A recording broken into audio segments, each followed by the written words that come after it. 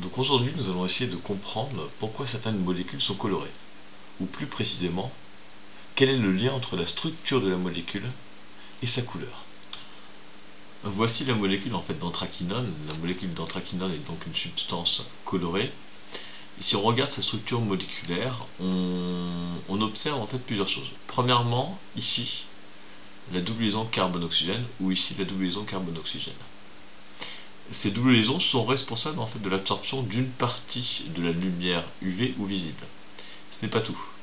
Il y a ici une succession de doubles liaisons, liaison simple, double liaison, liaison simple, double liaison, liaison simple, etc. etc.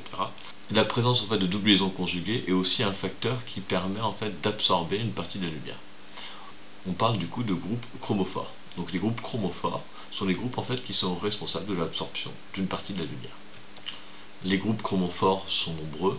On cite les principaux, donc on en a parlé tout à l'heure, des doubles liaisons conjuguées, une double liaison carbone-azote, une double liaison azote-azote, ou des doubles liaisons conjuguées avec, cette fois-ci non pas un carbone en bout de chaîne, mais un oxygène. Voici maintenant la lizarine, une substance colorée plutôt rouge. On remarque qu'elle possède elle aussi les mêmes groupes chromophores C double liaison O. Elle a le même nombre de doubles liaisons conjuguées qui sont au nombre de 1, 2, 3, 4, 5, 6, 7, 8 doubles liaisons conjuguées. Mais elle possède en plus, par rapport à l'anthraquinone, ici des groupements hydroxyles, au nombre de 2. Et on remarque que la présence de ces deux groupements change la couleur de l'espèce. Analysons un petit peu ce qui se passe. Si l'espèce ici est jaune, c'est qu'elle absorbe une longueur d'onde autour du bleu. Si l'espèce est rouge, c'est que l'espèce absorbe une longueur d'onde autour du cyan. On remarque que la présence de groupements OH fait que la gamme de longueurs d'onde absorbées s'est décalée vers les grandes longueurs d'onde. Et c'est le principe des groupements oxochromes. Les groupements oxochromes décalent la longueur d'onde absorbée par les groupes chromophores. Donc la présence de groupes oxochromes change la couleur de l'espèce. Donc les groupements oxochromes les plus courants sont les groupements amino, donc NH2, les groupements hydroxyle, le groupement ici éther et le groupement halogéno, donc le brome précisément. Regardons un petit peu maintenant l'influence du nombre de doubles liaisons conjuguées sur la couleur d'une substance, ce qu'on appelle l'effet bathochrome. Regardons trois molécules, ici l'anthracène, ici le tétracène et ici le pentacène. On remarque sur leur spectre d'absorbance qu'elles n'absorbent pas les mêmes longueurs d'onde. Typiquement, l'anthracène n'absorbe aucune longueur d'onde dans le domaine visible. Si elle n'absorbe aucune longueur d'onde, forcément elle va être incolore. Le tétracène, lui, il absorbe plutôt des longueurs d'onde correspondant aux couleurs violet, bleu. Il paraîtra donc la couleur complémentaire du violet et du bleu. La couleur complémentaire du bleu, c'est le jaune, et la couleur complémentaire du violet, c'est plutôt l'orange. La couleur complémentaire des couleurs violet et jaune, c'est plutôt orange et jaune. Pour le pentacène, lui, il absorbe plutôt les longueurs d'onde correspondant aux couleurs rouge jusqu'au jaune. Il apparaîtra donc plutôt bleu-violet, parce qu'en comme il absorbe toutes les longueurs d'onde du jaune au rouge, il ne laisse passer finalement que le bleu et le violet. Donc finalement, on remarque que ici il y a 1, 2, 3, 4, 5, 6, il y a 7 doubles liaisons conjuguées. 3, 4, 5, 6, 7, et ici il y a 9 doubles liaisons conjuguées. Ici on a 3, 4, 5, 6, 7, 8, 9, 10, 11. Il y a 11 doubles liaisons conjuguées. On remarque que plus il y a de doubles liaisons conjuguées, plus la longueur d'onde ou les longueurs d'onde absorbées sont grandes. Cette double liaison, la solution est incolore, on absorbe dans le visible aucune longueur d'onde. Pour 9 doubles liaisons conjuguées, on absorbe une longueur d'onde violet-bleu, donc 450 nanomètres. Et ici, on absorbe à peu près autour de 550 jusqu'à 720 nanomètres. Donc c'est ce qu'on appelle l'effet bathochrome. plus il y a de doublesons conjuguées, plus les longueurs d'onde en fait absorbées seront grandes dans le domaine du visible.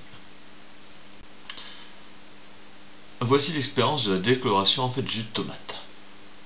Donc pour faire la décoloration de jus de tomate, nous avons besoin en fait d'une solution aqueuse de dibrome. Donc la solution aqueuse de dibrome, c'est une solution en fait qui est très dangereuse. On l'a déjà utilisée en fait pour l'isomérisation photochimique de l'acide malique en acide fumarique. Donc on doit utiliser des gants, des lunettes sous une hotte et on prélève en fait une quantité, environ en fait 6 ml d'eau de dibrome. Ici, voici en fait le jus de tomate qui a été dilué 50 fois.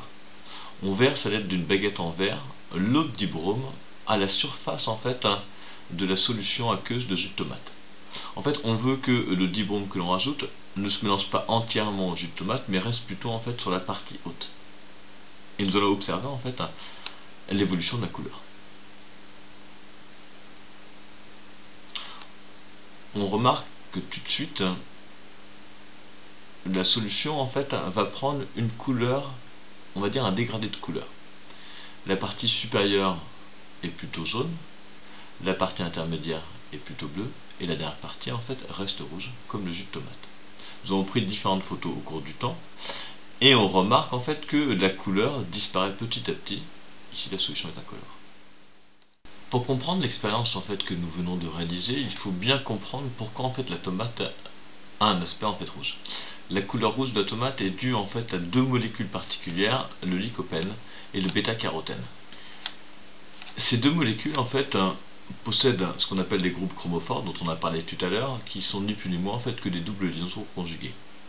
Le lycopène en possède 11 et le bêta-carotène en possède lui aussi 11. Lorsque l'on ajoute du dibrome sur une molécule qui possède des doubles liaisons, ou au moins une double liaison, la molécule de dibrome en fait va se fixer sur les deux carbones qui portaient la double liaison, et donc du coup la double liaison en fait disparaît et se transforme en fait en liaison covalente. Voyons voir comment la couleur évolue au cours du temps. Au départ la solution était bien rouge et elle finit par devenir incolore. Elle passe par ce qu'on appelle des états de transition, ce qu'on appelle des complexes, où les doubles liaisons sont en train d'être détruites mais pas encore complètement détruites, d'accord. Alors que ici on voit bien en fait que sur la partie supérieure, celle en fait où on a mis la solution aqueuse de dibrome qui ne s'est pas encore complètement déplacée par convection, on observe en fait que la partie supérieure est incolore, c'est-à-dire qu'il n'y a plus de molécules en fait qui absorbent dans le visible. S'il n'y a plus de molécules qui absorbent dans le visible, ça veut dire que forcément en fait on a détruit des doubles liaisons. Maintenant que nous avons vu en fait la relation entre la structure moléculaire et la couleur d'une substance, nous allons regarder ou étudier maintenant quels sont les paramètres qui peuvent influencer la couleur d'une solution ou d'une substance colorée. Depuis la préhistoire, on sait peindre des fresques avec des matières colorées minérales, comme l'ocre.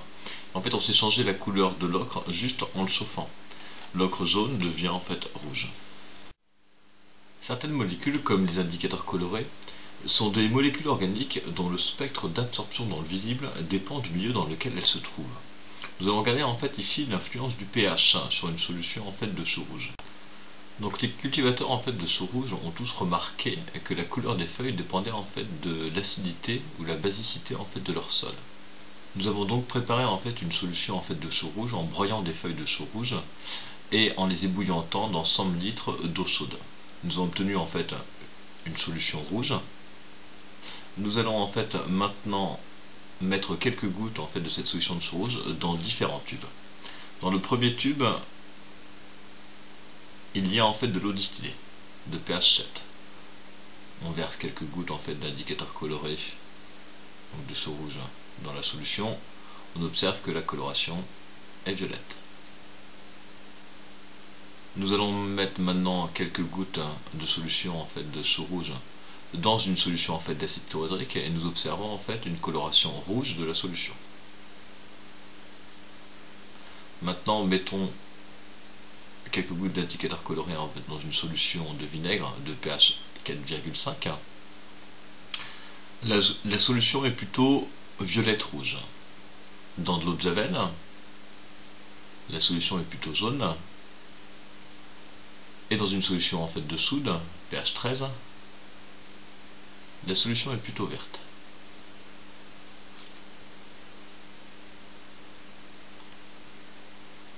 nous observons bien ici que la couleur de la solution dépend en fait du pH.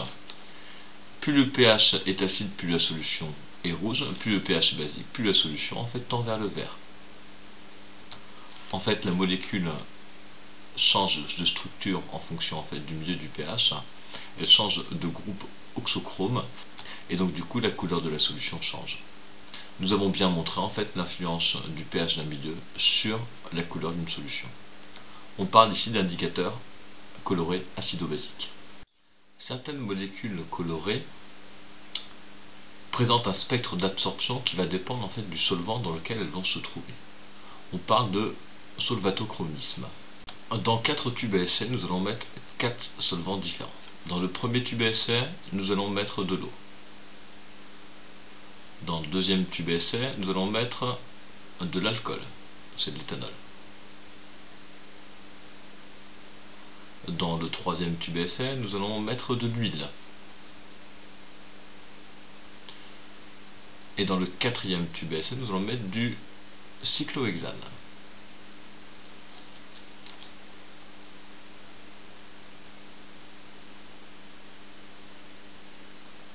Dans chacun de ces tubes, nous allons en fait incorporer de l'iode, en fait du diode.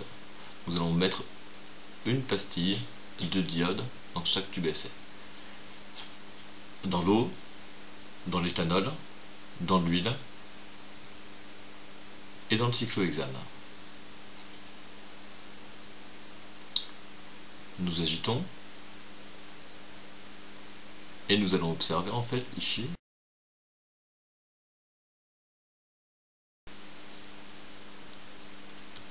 on parle ici d'évolution, c'est juste le temps en fait que la substance, le diode, en fait se dissolve dans le solvant. Dans l'eau, la solution reste incolore. Dans l'éthanol, elle est plutôt marron-violette. Dans l'huile, elle est plutôt orange. Et dans le cyclohexane, elle est plutôt violette. Nous avons montré qu'effectivement, en fonction en fait du solvant, une solution en fait colorée de diode n'a pas la même couleur. Donc le spectre d'absorption n'est pas le même.